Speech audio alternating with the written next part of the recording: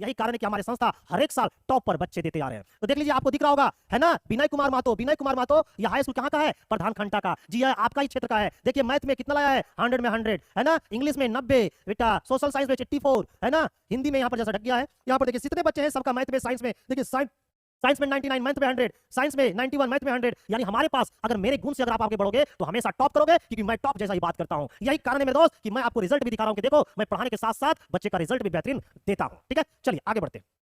तो no late no बेट। चलिए यहां पर देखिए, यहां पर दिखाया गया आकांक्षा। आकांक्षा में 40 के लिए, आकांक्षा 40 के लिए 12 विद्यार्थियों का हुआ चयन। देखिए आकांक्षा में हमारे इंस्टीट्यूट ने 12 विद्यार्थियों का चयन करवाया है। देख लीजिए सबका नाम। Hello guys, good evening. एक बार फिर से आप लोग सभी का हमारे यूट्यूब चैनल ईडू फाइवर पे स्वागत है मेरे दोस्तों। तो जैसा कि मैं आप लोगों को बताया था कि अब जो क्लास है वो 9th क्लास का भी एमसीक्यू स्टार्ट हो जाएगा, और मैं लेकर आया हूं 9th क्लास का एमसीक्यू। और वो चैप्टर है, क्या पता आप लोगों को? पता है क्या है वो चैप्टर का नाम है मेरे दोस्त, मेरे चाहने वाले, देखो क्या नाम है उसका। उसका नाम है आपका साउंड। आप लोगों ने क्लास में भी पढ़ा होगा साउंड, पढ़ा होगा कि नहीं? सच सच बताना, क्लासरूम में साउंड पढ़े हो ना? और आज मैं साउंड का करवाने वाला हूं क्या?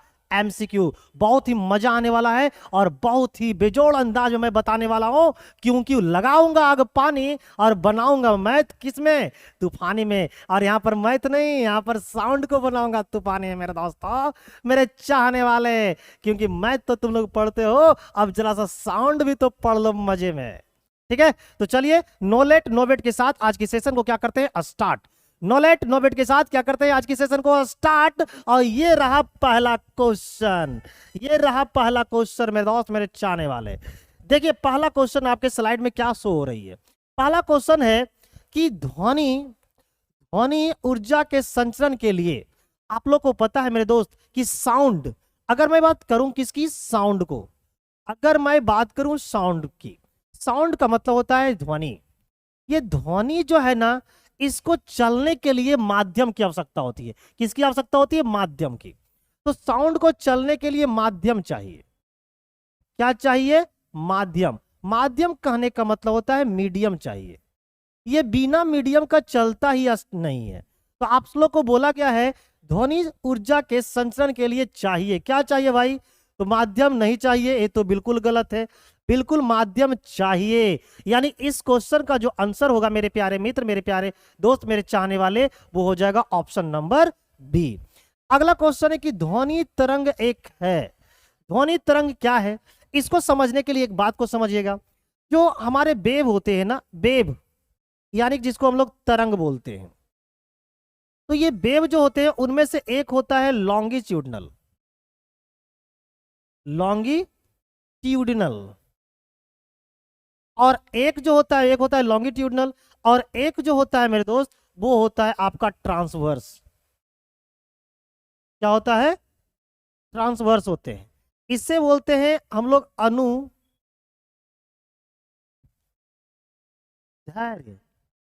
तरंगे, और इसको बोलते हैं अनुप्रस्थ, अनुप्रस्थ तरंगे। तो अगर आपसे बात किया जाए कि साउंड कौन सी तरंग है, तो आपको बोलना है कि साउंड जो है वो एक क्या है? तो अनुदैर्घ्य तरंगे है। तो यहां पर क्या हो जाएगा? ध्वनि एक है क्या? तो अनुदैर्घ्य तरंगे। Option number A, option number A is the right answer of this question my dear students. ठीक है, अब हम लोग चलते हैं क्वेश्चन नंबर 3 पे। कहता है कि ध्वनि तरंगे उत्पन्न करती है। ध्वनि तरंगे क्या उत्पन्न करती है? तो ध्वनि तरंगे उत्पन्न करती है संपीड़न तथा विरणन। ठीक है, तो यहां पर 3 क्वेश्चन था, तीनों का आंसर आपने देख लिया आसानी से और ईमानदारी के साथ।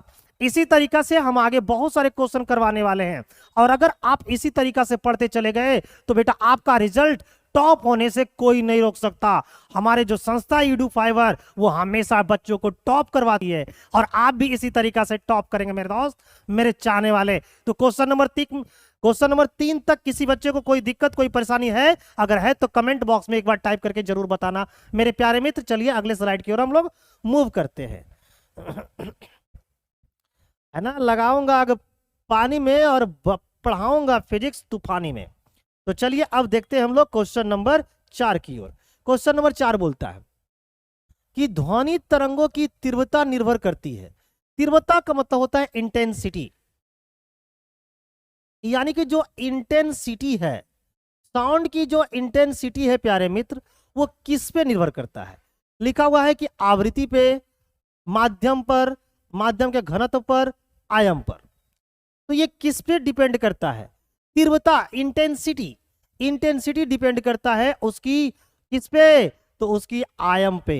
तीव्रता किस पे डिपेंड करती है? उसकी आयाम पे डिपेंड करती है। ठीक है, अगला क्वेश्चन है कि ध्वनि का तारत्व निर्धारित होता है तरंगों की। तारत्व का मतलब होता है पिच। ये जो पिच होती है तारत्व, है ना, ये किस पे डिपेंड करता है? तो ये याद रखना, ये डिपेंड करती है फ्रीक्वेंसी पे। फ्रीक्वेंसी पे डिपेंड करती है, यानी कहने का मतलब ये आवृत्ति पे डिपेंड करती है। किस पे डिपेंड करती है? आवृत्ति पे। तो इस क्वेश्चन का राइट आंसर हो जाएगा ऑप्शन नंबर बी, यानी ध्वनि का तरत्व निर्धारित होता है तरंगों के आवृत्ति से। किससे? तरंगों के आवृत्ति से प्यारे मित्र। नेक्स्ट वन, ध्वनि तरंगों का तरंगदैर्घ्य जिन दो क्रमिक स्थानों के बीच की दूरी होती है वे हैं क्या? वे हैं क्या? लिखा हुआ है संपीड़न है, विरलन है, स्पिंडन या विरलन है, या श्रृंग या गर्त है। भाई जो तरंगदैर्घ्य होता है किन दो स्थानों के क्रमिक दूरी को कहते हैं? तो वो क्रमिक दूरी किसको बोलते हैं? तो दो ट्रफ और दो श्रृंग के बीच की दूरी को क्या बोलते हैं हम लोग? दो ट्रफ और दो श्रृंग के बीच की दूरी को हम लोग बोलते हैं आपको क्या? तरंगदैर्घ्य। दो लगातार श्रृंग या दो लगातार गर्त के बीच की दूरी को हम लोग बोलते हैं तरंगदैर्घ्य। तो option number D is the right answer of this question. 4, 5, 6 में आप लोग को अगर कोई दिक्कत है, कोई परेशानी है मेरे दोस्त, मेरे चाहने वाले, तो कमेंट बॉक्स में जरूर कमेंट करके बताना, है ना। तो ये 4 से हम लोग 6 तक भी देख लिए। अब हम लोग आगे बढ़ेंगे, देखते हैं अगले क्वेश्चन पे क्या है।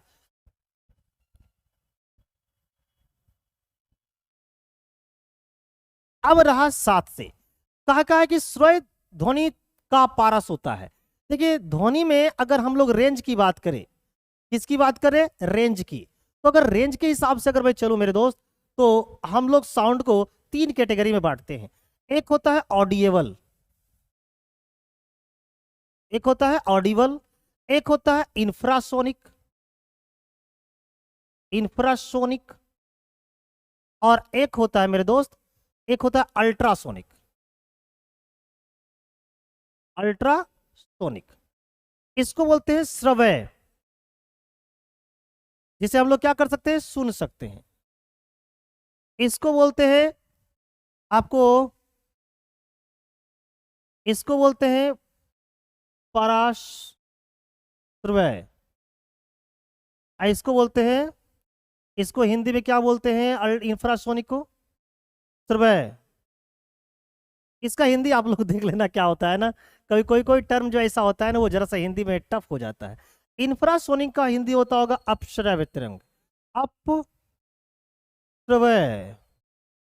तरंग होता है ना। तो ये 3 प्रकार के हम लोग का रेंज के अकॉर्डिंग हम लोग देखते हैं। ऑडिएबल जो साउंड होते हैं उसका जो रेंज होता है वो 20 हर्ट्ज से लेके 20,000, 20 हर्ट्ज से लेके 20,000 हर्ट्ज तक होता है इसकी रेंज, 20 हर्ट्ज से 20,000 हर्ट्ज। जो हमारे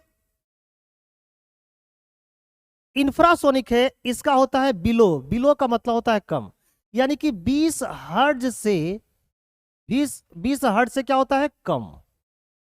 और अगर मैं अल्ट्रासोनिक की बात करूं तो ये हो जाएगा 20,000 हर्ट्ज से अधिक, 20,000 हर्ट्ज से क्या हो जाएगा? अधिक। तो ये आपको रेंज याद रखना है, आपके एग्जाम में रेंज पूछ दिया जाता है कि ऑडिबल साउंड का क्या रेंज है ना, इंफ्रासोनिक वेव का क्या रेंज है, अल्ट्रासोनिक वेव का क्या रेंज है। तो मेरे दोस्त, मेरे चाहने वाले, अगर आप सही सलामत जान पाओगे तभी ना एग्जाम में आंसर दे पाओगे। बोलो नहीं जानोगे तो आंसर दे पाओगे? बोलोगे सर नहीं दे पाएंगे। तो इसलिए मैं आप लोगों को क्या कर दिया, पूरा रेंज ही लिखवा दिया, ठीक है ना। कि अगर श्रव्य तरंगे बोलेंगे तो 20 हर्ट्ज से 20,000 हर्ट्ज, अगर इंफ्रासोनिक बोलेंगे जिसको बोलते हैं अपश्रव्य तरंगे, तो आप बोलिएगा 20 हर्ट्ज से कम होगा। और अगर अल्ट्रासोनिक बोलेगा यानी कि प्राश्रव्य तरंगे बोलेगा तो आपको बोलना है 20,000 हर्ट्ज से अधिक की तरंगे। ये जो अल्ट्रासोनिक वेव होते हैं मेरे दोस्तों, ये जो अल्ट्रासोनिक वेव आपको देख रहे हैं ना, इसको आसानी से सुनता है कौन? कुत्ता। कुत्ता इसको आसानी से सुनता है। और कौन? बिल्ली। और कौन? तो आपको पता है चमगादड़, है ना, चमगादड़, है ना, चमगादड़। ये जो है ना, कुत्ता, बिल्ली, चमगादड़, ये आसानी से अल्ट्रासोनिक जो साउंड वेव होते हैं उसको आसानी से सुनता है। अब हम देखते हैं हमारा क्वेश्चन का आंसर क्या था। श्रव्य ध्वनि का पारस होता है। श्रव्य कौन है? ये वाली देखिए, इसका कितनी पारस है? 20 हर्ट्ज से 20,000 हर्ट्ज। तो 20 हर्ट्ज से 20,000 हर्ट्ज हमारा ऑप्शन नंबर क्या हो जाएगा? हमारा ऑप्शन नंबर बी इस क्वेश्चन का राइट आंसर हो जाएगा।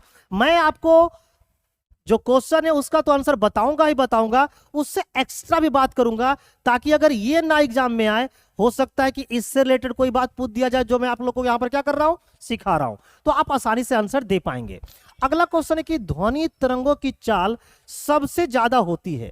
ध्वनि तरंगों की अगर मैं चाल की बात बोलूं, स्पीड की बात बोलूं, तो सबसे ज्यादा किस में होती है, इसकी चर्चा हम जरा सा विशेष रूप में कर देते हैं। देखिए, अगर ध्वनि तरंगों की चाल के बारे में बात करेंगे, लो चाल से क्वेश्चन जितना भी आएगा बेटा, अब मेरे दोस्त, मेरे चाहने वाले, आप लोग सब बना दोगे। देखो मैं चाल के बारे में बता देता हूं। अगर मैं स्पीड की बात करूं, मेरे प्यारे मित्र, मेरे चाहने वाले, अगर स्पीड की बात करूं यानी कि चाल की बात करूं, तो अब देखिए चाल के बारे में बताता हूं। ध्वनि की चाल के बारे में बात कर रहा हूं, यानी साउंड की स्पीड के बारे में बोलता हूं। तो ध्वनि चलती है किस में? तो आप बोलोगे सर ठोस में। ध्वनि चलेगी किस में? तो द्रव्य में। ध्वनि चलेगी किस में? तो आप बोलोगे सर गैस में। तो सबसे ज्यादा जो ध्वनि की चाल होती है वो होती है ठोस में, इसके बाद होगी द्रव्य में, और उसके बाद किस में होगी? गैस में। तो सबसे ज्यादा किस में होगी? तो ठोस में क्या होगी? सबसे ज्यादा। एकदम याद रखना, ठोस में जो ध्वनि की चाल होगी वो सबसे ज्यादा होगी। और अगर सबसे कम की बात करें मेरे दोस्त, तो सबसे कम होगी किसमें? सबसे कम, सबसे कम होगी आपकी गैस में। क्लियर है? अच्छा, आपसे अगर यह पूछा जाए कि ध्वनि नहीं चलती है किसमें, तो ध्वनि नहीं चलती है किसमें? निर्वात में। याद रखिएगा, निर्वात में। ये निर्वात में ध्वनि नहीं चलती है।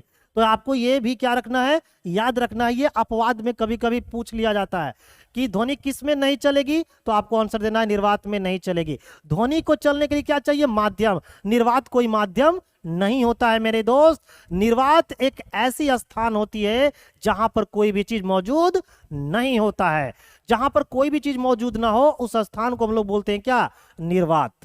और ध्वनि को चलने के लिए क्या चाहिए? माध्यम। तो माध्यम में क्या होता है? ठोस, द्रव और कौन? गैस। तो ध्वनि की सबसे ज्यादा चाल किस में होगी? ठोस में। और सबसे कम गैस में। तो हमसे पूछा कि सबसे ज्यादा किस में होगी? तो ठोस में होगी। आंसर हो जाएगा ऑप्शन नंबर ए। माध्यम के गुण जिस पर ध्वनि का वेग निर्भर करता है। ध्वनि का जो वेग है यानी कि जो स्पीड है वो किस पे डिपेंड करती है? तो ध्वनि का जो वेग है वो डिपेंड करती है डेंसिटी एवं क्या? प्रत्यास्थता पर, यानी कि ऑप्शन नंबर सी पे। ध्वनि का जो स्पीड है वो डिपेंड करती है हमारा घनत्व एवं प्रत्यास्थता पर। ठीक है, तो यहां तक कोई दिक्कत, कोई परेशानी आपको नहीं होना चाहिए। मैं आपको एक एक पॉइंट क्या कर रहा हूं, समझाते हुए आगे बढ़ रहा हूं मेरे प्यारे मित्र, मेरे चाहने वाले। क्वेश्चन नंबर आगे की ओर बढ़ता हूं। अब देखिए, आगे बढ़ने से पहले यहां पर कुछ स्लाइड में आपको दिखाया गया है। हमारी संस्था पिछले 5-7 सालों से बेटा एकदम बेहतरीन रिजल्ट देते आई है, और मैं आपको लिए रिजल्ट लेके आया हूं कि देखो हमारी संस्था क्यों बेहतर है। क्योंकि यहां पर आपको हर एक क्लास का, जैसे 9th का, 10th का, हर एक चैप्टर का वीडियो लेक्चर, हर एक चैप्टर का एमसीक्यू, हर एक चैप्टर का न्यूमेरिकल, एवरीथिंग आपको अवेलेबल करवा रही है। और क्या करवा रही है? एकदम अपने तरीके से करवा रही है। यही कारण है कि हमारे संस्था हर एक साल टॉप पर बच्चे देते आ रहे हैं। तो देख लीजिए, आपको दिख रहा होगा, है ना, विनय कुमार महतो। विनय कुमार महतो, यह हाई स्कूल कहाँ का है? प्रधान खंडा का। जी है, आपका ही क्षेत्र का है। देखिए, मैथ में कितना लाया है? 100 में 100, है ना। इंग्लिश में 90 बेटा, सोशल साइंस में 84, है ना। हिंदी में यहाँ पर जैसा ढक गया है, यहाँ पर देखिए जितने बच्चे हैं सबका मैथ में, साइंस में, देखिए साइंस में 99, मैथ में 100, साइंस में 91, मैथ में 100, यानी हमारे पास अगर मेरे गुण से अगर आप आगे बढ़ोगे तो हमेशा टॉप करोगे, क्योंकि मैं टॉप जैसा ही बात करता हूं। यही कारण है मेरे दोस्त कि मैं आपको रिजल्ट भी दिखा रहा हूं कि देखो मैं पढ़ाने के साथ साथ बच्चे का रिजल्ट भी बेहतरीन देता हूं। ठीक है, चलिए आगे बढ़ते हैं। तो नो लेट नो बेट। चलिए यहां पर देखिए, यहां पर दिखाया गया आकांक्षा।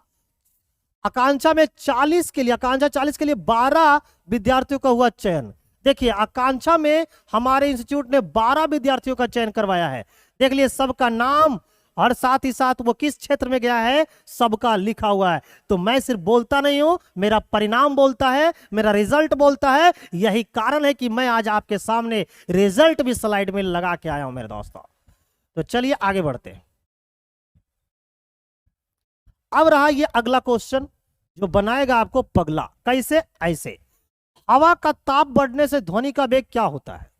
देखिए जो टेम्परेचर होती है ना, अगर आप टेम्परेचर को क्या करोगे, बढ़ाओगे, अगर आप ताप को बढ़ाओगे मेरे दोस्त, तो ताप के बढ़ने से जो ध्वनि की जो चाल होती है ना, ध्वनि की क्या होती है, ध्वनि की चाल, ये चाल भी क्या होगी, तो ध्वनि की चाल भी क्या हो जाएगी, बढ़ जाएगी। यानी कि जो स्पीड ऑफ जो साउंड होगी ना, स्पीड ऑफ जो साउंड होगी वो भी क्या होगी, बढ़ेगी, है ना। यानी कि जो साउंड की स्पीड है वो टेम्परेचर के साथ कैसी होती है, डायरेक्टली प्रोपोर्शनल होता है। कैसा होता है, डायरेक्टली प्रोपोर्शनल होता है, यानी कि समानुपाती होता है। तो आंसर क्या होगा कि हवा का ताप बढ़ने से ध्वनि का वेग क्या होगा, तो ध्वनि का वेग बढ़ेगा। ऑप्शन नंबर ए। शुष्क तथा आर्द्र होगा, यहां पर आर्द्र होगा मेरे दोस्त, क्या होंगे, आर्द्र। शुष्क एवं आर्द्र, शुष्क एवं आर्द्र वायु के बीच ध्वनि का वेग किस में ज्यादा होता है? एक शुष्क वायु है, एक आर्द्र वायु है। दोनों वायु में अगर मैं देखना चाहता हूं कि स्पीड ऑफ साउंड यानी कि ध्वनि की चाल सबसे ज्यादा किस में होगी, तो आपको याद रखना है कि ध्वनि की जो चाल सबसे ज्यादा होगी वो आर्द्र में होगी। ऑप्शन नंबर बी हो जाएगा इसका आंसर। गैसीय माध्यम में ध्वनि का वेग किस गैस के में महत्तम होगा? अब देखिए बोल रहा है कि अगर मान लिया जाए मेरे पास जो मीडियम है वो गैस वाली है, तो गैस वाली मीडियम में बेटा कौन सी गैस में ध्वनि का जो स्पीड होगा वो सबसे ज्यादा होगा? आपके ऑप्शन में है ऑक्सीजन, नाइट्रोजन, हीलियम, हाइड्रोजन। इन चारों गैसों में से अगर मैं कौन सी गैस में जो है वो स्पीड ऑफ साउंड यानी कि ध्वनि की चाल सबसे ज्यादा होगी, तो वो आपका आंसर होगा नाइट्रोजन। नाइट्रोजन एक ऐसी गैस है मेरे दोस्त, मेरे चाहने वाले बच्चे, जिसमें ध्वनि की चाल सबसे ज्यादा होती है ना। तो कोई दिक्कत आपको नहीं होना चाहिए, बस मेरे साथ आप बने रहो और इसी तरीका से आप सारा 9th का एमसीक्यू सेशन को अटेंड करते रहो, और आपका जो आने वाला एग्जाम है अप्रैल में वो बेटा बहुत ही बेहतरीन जाएगा। ये मेरा वादा है, मेरा प्रॉमिस है, क्योंकि मैं पढ़ाता हूं आपको मन से और पूरी तरीका से। अगली है कि अवश्रवय तरंगे। अवश्रवय ध्वनि की आवृत्ति होती है, अवश्रवय ध्वनि की आवृत्ति होती है। अभी मैंने बोला था कि अवश्रवय, जो अवश्रवय होती है इसको बोलते हैं इंफ्रासोनिक। क्या बोलते हैं? इंफ्रासोनिक। इंफ्रासोनिक जो वेव होते हैं ना, इनकी जो रेंज होती है वो होती है आपको क्या होती है, 20 हर्ट्ज से क्या होती है, कम। 20 हर्ट्ज से क्या होती है, कम। अब देख लो 20 हर्ट्ज से कम कहां लिखा हुआ है, तो 20 हर्ट्ज से कम आपको लिखा हुआ है ऑप्शन नंबर बी में। तो इस क्वेश्चन का राइट आंसर हो जाएगा ऑप्शन नंबर बी। प्राश्रव्य ध्वनि की आवृत्ति होती है, प्राश्रव्य बोलते हैं अल्ट्रासोनिक। किसको बोलते हैं? अल्ट्रासोनिक वेव को, अल्ट्रासोनिक वेव को बोलते हैं प्राश्रव्य, प्राश्रव्य तरंग। तो अगर इसकी मैं साउंड वेव की रेंज के बारे में बात करूं तो ये होती है 20,000 हर्ट्ज से क्या अधिक। तो ये जो सारी बातें जो अभी लिखवा रहा हूं मेरे दोस्त, ये मैं पीछे की स्लाइड में आपको बता रखा हूं। यहां पर तो डायरेक्ट आंसर देके मुझे क्या करना चाहिए था, निकल जाना चाहिए था, लेकिन उसके बावजूद भी मैं आपको क्या कर दिया, बता दिया। तो इस क्वेश्चन का आंसर हो जाएगा ऑप्शन नंबर डी। कहता है कि ध्वनि की तीव्रता का मात्रक होता है। हमसे पूछा है ध्वनि की तीव्रता का मात्रक, यानी कि जो साउंड की जो इंटेंसिटी होती है, साउंड जो इंटेंसिटी होती है, साउंड क्या, तो साउंड की इंटेंसिटी की अगर बात करूं, तो अगर मैं साउंड की इंटेंसिटी यानी कि ध्वनि की क्या बात करूं, तीव्रता की, तो अगर मैं ध्वनि की तीव्रता की बात करूं, किसकी बात करूं, तीव्रता की, तो ध्वनि की अगर तीव्रता की बात करूं मेरे दोस्त, मेरे चाहने वाले, तो इसकी जो एसआई यूनिट होता है वो होता है डेसिबल। क्या होता है, डेसिबल होता है। क्या होता है मेरे दोस्तों, डेसिबल, डेसिबल होता है। लेकिन साउंड की जो इंटेंसिटी है, इसको हम लोग क्या बोलते हैं, power per unit area. Sound की इंटेंसिटी को क्या बोलते हैं, पावर पर यूनिट एरिया। और पावर पर यूनिट एरिया को कैसे लिखते हैं, पावर पर यूनिट एरिया को ऐसे लिख सकते हैं, कैसे लिख सकते हैं, ऐसे, पावर अपॉन एरिया। अब बताओ पावर का ऐसा यूनिट क्या होता है, वाट, ठीक है। और एरिया का ऐसा यूनिट क्या होगा, मीटर पर स्क्वायर। क्या हो जाएगा मेरे दोस्त, मीटर पर स्क्वायर। तो ये ऊपर जाएगा तो क्या बना देगा, वाट, वाट मीटर पर क्या हो जाएगा, -2। तो अब देख लो कहां पर ये दिख रहा है, तो देखो तो वाट और मीटर पर क्या होना चाहिए, -2 होना चाहिए। ये तो गलत हो गया मेरे दोस्त, ऑप्शन में जरा सा एरर है, तो यहां पर कर देना वाट, है ना, मीटर पर कितने हो जाएंगे, -2। हालांकि डेसिबल भी है, तो डेसिबल भी है, लेकिन यहां पर जो राइट आंसर हो जाएगा, ध्वनि की तीव्रता का मात्रक पूछा है, तो हो जाएगा watt, watt meter to the power -2। तो -2 यहां पर नहीं है, जरा सा ऑप्शन में एरर है मेरे दोस्त, आप समझ सकते हो, क्योंकि इंसान से ही गलतियां होती है। तो मैं गलतियों का क्या कर दिया हूं, सुधार कर चुका हूं, और आप मेरे बच्चे हो तो हर एक चीज को समझते हो। चलिए अगले क्वेश्चन की ओर बढ़ते हैं। क्वेश्चन नंबर 16, ध्वनि की प्रबलता का मात्रक क्या होता है, प्रबलता, ध्वनि की प्रबलता का ऐसा मात्रक क्या होगा, डेसिबल। क्या होगा मेरे दोस्त, डेसिबल। तो इस क्वेश्चन का आंसर हो जाएंगे डेसिबल। कहता है ध्वनि का तीखापन किस गुण पर निर्भर करता है। आप लोग बोलते हो ना बहुत तेज साउंड लग रहा है यार, बहुत ज्यादा भारीपन, तीखापन, ये जो है वो किस पे डिपेंड करता है, तो आपको बोलना है कि आवृत्ति पर। किस पे डिपेंड करती है, आवृत्ति पर। जो साउंड में भारीपन होता है, तीखापन होता है, वो डिपेंड करता है किस पे, तो आप बोलोगे सर साउंड की किस पे, फ्रीक्वेंसी पे डिपेंड करती है।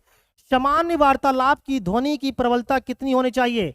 अगर आप नॉर्मल नॉर्मल टॉकिंग की बात करूं, नॉर्मल टॉकिंग, अगर मैं नॉर्मल टॉकिंग की बात करूं, समान वार्तालाप, सामान्य वार्तालाप, समान वार्तालाप के लिए जो साउंड की जो फ्रीक्वेंसी होनी चाहिए वो होना चाहिए 60 डीबी। कितनी होना चाहिए, 60 डीबी होना चाहिए, 60 डेसिबल होना चाहिए। अब देखिए 60 डेसिबल कहां दिख रहा है, तो 60 डेसिबल मुझे ऑप्शन नंबर सी में दिख रहे हैं। तो इस क्वेश्चन का राइट आंसर क्या हो जाएगा, ऑप्शन नंबर सी। चलिए आगे बढ़ते हैं प्यारे मित्र चाहने वाले। चलिए क्वेश्चन नंबर 19 पे देखते हैं।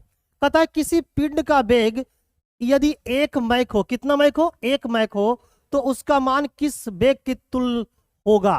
तो 1 मैक, मैक में हम लोग किसको मापते हैं, तो मैक में मापते हैं आप लोग को ध्वनि को। ध्वनि की जो चाल होती है, जैसे आप लोग ने सुना होगा जितने भी जेट विमान होते हैं, बड़े बड़े जो एरोप्लेन होते हैं, उसकी जो स्पीड है वो किलोमीटर प्रति घंटा में नहीं मापते मेरे दोस्त, उसकी स्पीड को मैक में मापा जाता है। तो उसकी स्पीड को किसमें मापते हैं, मैक में। तो जो यहाँ 1 मैक हो, 1 मैक जो है उसका मान किस वेग के तुल्य होगा, तो आप बोलोगे सर ध्वनि के तुल्य होगा। नेक्स्ट, ध्वनि बूम सामान्यतः कौन पैदा करता है, boom boom boom boom boom, ये बूम कौन पैदा करेगा, तो जेट विमान पैदा करेगा। कौन, लड़ाकू जेट विमान। ऑप्शन नंबर क्या हो जाएंगे, ऑप्शन नंबर सी। कहता है कि डॉक्टर स्टेथोस्कोप किस सिद्धांत पर काम करता है। जो डॉक्टर का जो स्टेथोस्कोप होता है वो किस सिद्धांत पर काम करता है। ऑप्शन है ध्वनि के सामान्य प्रवर्तन पर, ध्वनि के अवशोषण पर, ध्वनि के अपवर्तन पर, ध्वनि के बहुलता प्रवर्तन पर। तो ऑप्शन नंबर डी हो जाएगा इस क्वेश्चन का राइट आंसर। ध्वनि के बहुलित परावर्तन पे डॉक्टर के जो स्टेथोस्कोप होते हैं प्यारे मित्र मेरे चाहने वाले, वो काम करती है।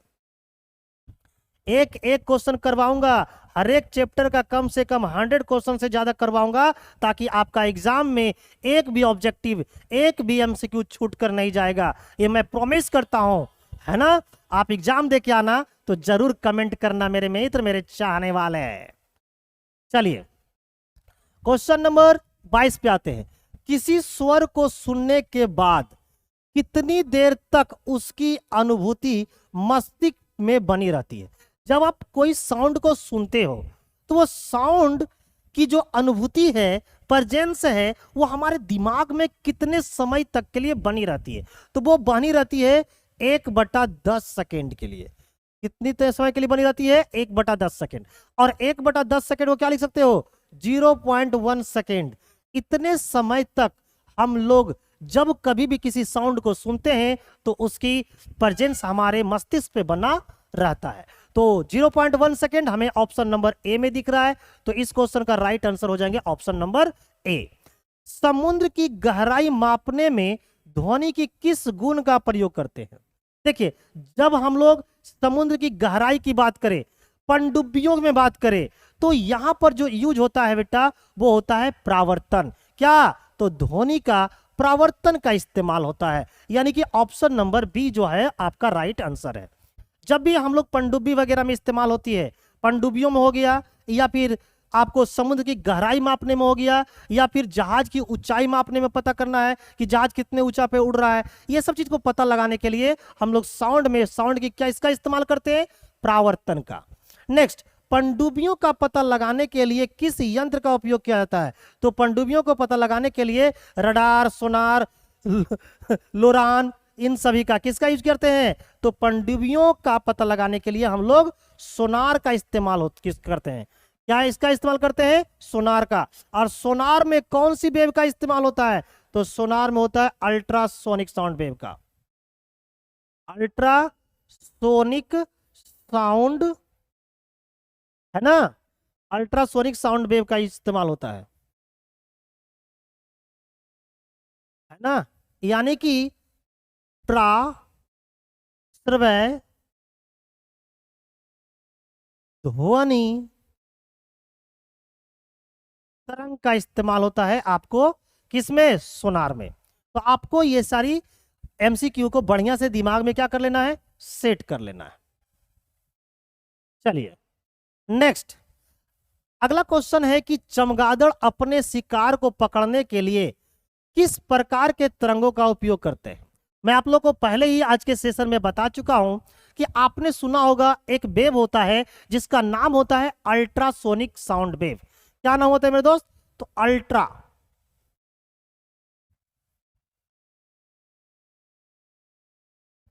अल्ट्रासोनिक वेव, जिसको हम लोग अभी तुरंत लिखे थे हिंदी में, होते हैं क्या नाम इसका? अल्ट्रासोनिक साउंड वेव का नाम होता है श्रव्य तरंग। ये तरंग जो होती है ना, ये कौन उत्पन्न करती है? तो ये जो तरंग होती है वो आपके जे डॉग हो गए, कैट हो गया, बैट हो गए, यानी कि कुत्ता, बिल्ली, चमगादड़। तो चमगादड़ क्या करता है ना, अपने शिकार को भी पकड़ने के लिए, अपने शिकार को पकड़ने के लिए अल्ट्रासोनिक साउंड वेव प्रोड्यूस करता है, जिससे उसे पता चल जाता है कि मेरा शिकार यहां पर है।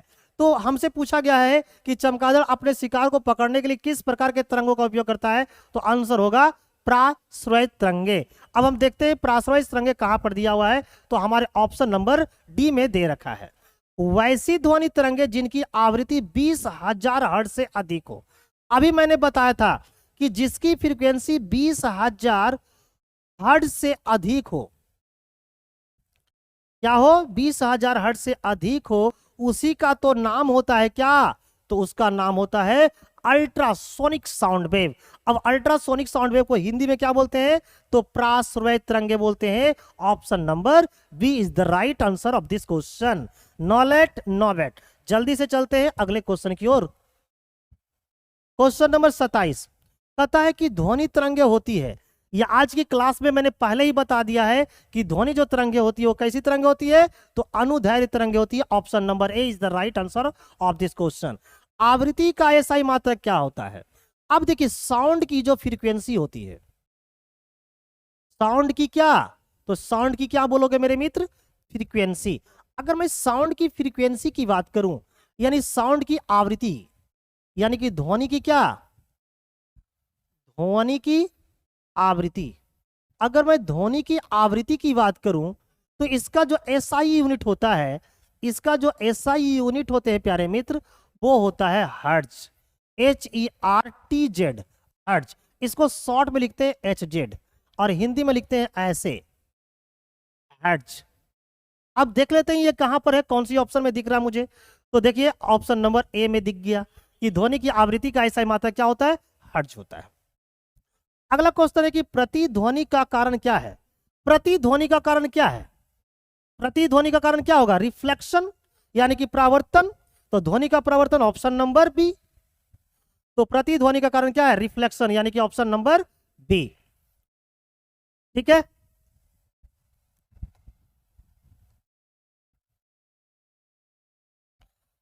नेक्स्ट अगला क्वेश्चन है कि तरंग किसी स्थान से अन्य स्थान तक किसी राशि x का, किसका, x का स्थानांतरण करती है।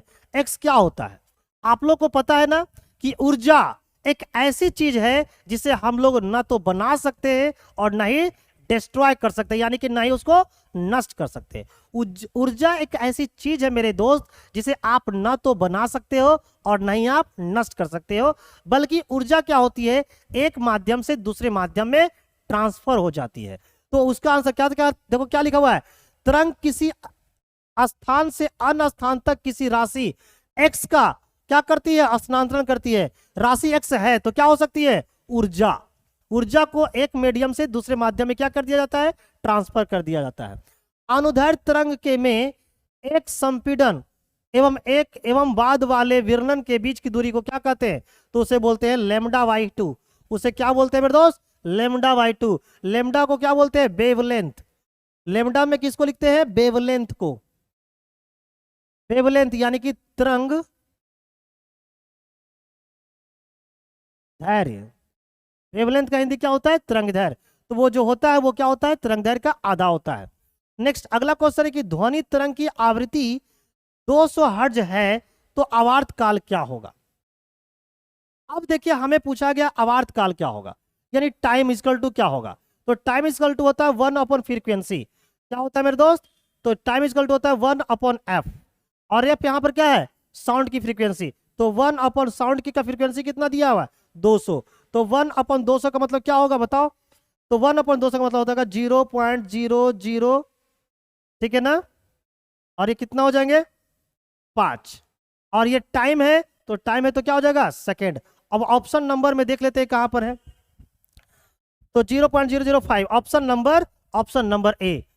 क्लियर है? तो आज का सेशन में टोटल मैंने 32 क्वेश्चन आपको करवाया है, और ये टोटल मैं ले जाऊंगा करीब करीब जितना मैक्सिमम से मैक्सिमम जितने क्वेश्चन बन सकते हैं प्यारे मित्र, मैं उतने क्वेश्चन आपको करवाऊंगा। कोशिश करूंगा हद से ज्यादा करवा दूं ताकि आपके एग्जाम में मेरे करवाए गए क्वेश्चन से बाहर एग्जामिनर पूछे ही नहीं। इतने निचोड़ कर बताऊंगा कि वहां बाहर आएगा ही नहीं। तुम्हें बस काम क्या करना है, मन से एक बार बेटा वीडियो को क्या करना है, देख लेना है शुरू से अंत तक, और अगर अच्छा लगे तो वीडियो को एक बार क्या कर लेना, लाइक कर देना, सब्सक्राइब कर देना, और दूसरों को भी क्या कर देना, फॉरवर्ड कर देना। प्यारे मित्र मेरा चाहने वाला है नॉलेज नोवेट। तो जल्द ही मिलेंगे अगले सेशन में। Thank you, bye bye guys.